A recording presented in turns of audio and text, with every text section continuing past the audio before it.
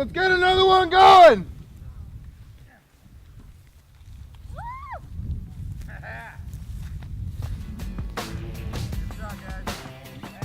Airsoft to me is pretty much a really sweet sport. Lots of teamwork. You can't really do any kind of lone wolfing out there and do really well.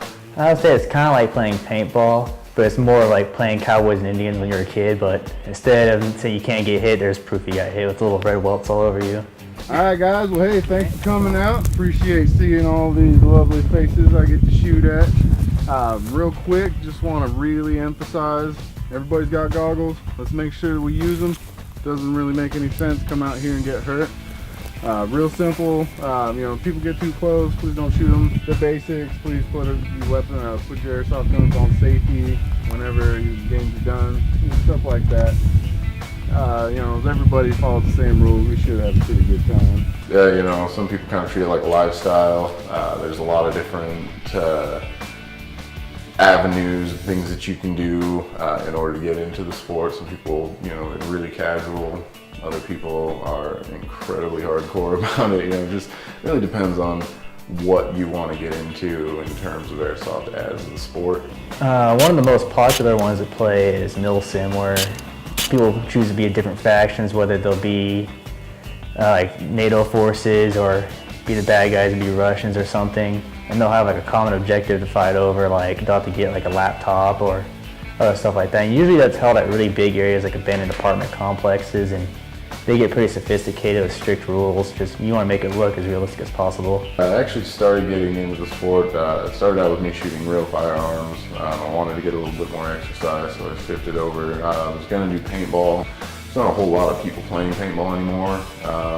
So I did a little bit more research, ended up finding airsoft. Once I got into airsoft, I pretty much rolled with it, as hard as I could. Within a year, I ended up buying the shop from a good friend of mine. The previous owner just didn't have enough time, so he ended up being able to sell it to me, somebody that would be able to put his full effort towards it, would be able to put his full attention. It's one of those things that, if you have a lot of spare time, it'll pan out, you can get a lot going, but if you have, family, more than one job, a lot of things on your plate, that's kind of where it gets to an issue. Game!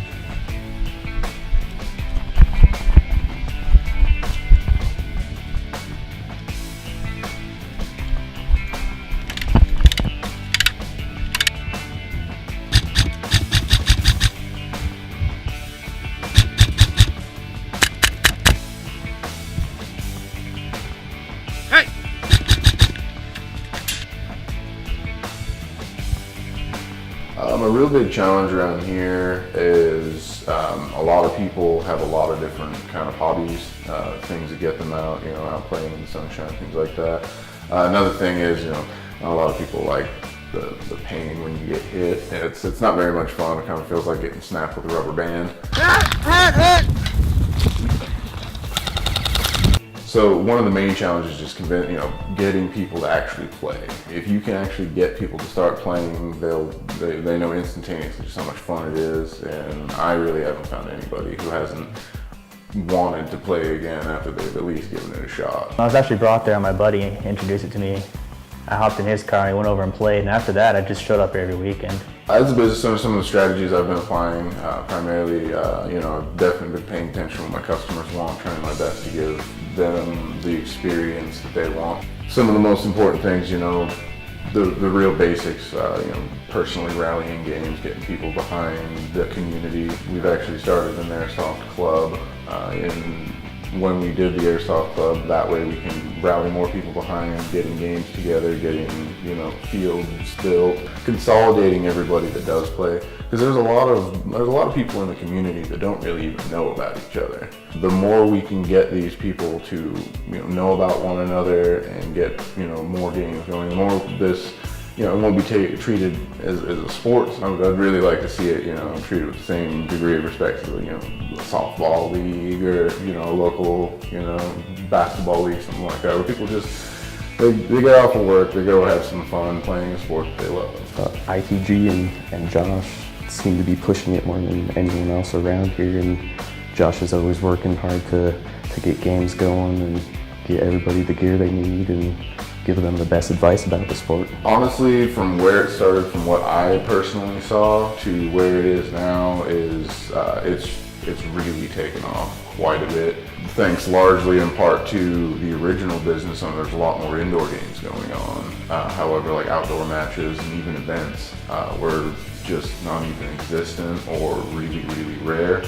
However, once I started, arranging events and starting to get more of a dialogue going between players, we started seeing more and more people getting interested in this. It's gotten to the point now where we can start running, pretty decent sized events. We're getting sponsored by major airsoft companies in order to run these events.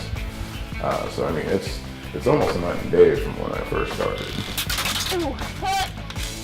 So it's actually kind of impressive what I've seen. I've seen a lot of different people, especially I'm exposed to a lot of younger people playing this game.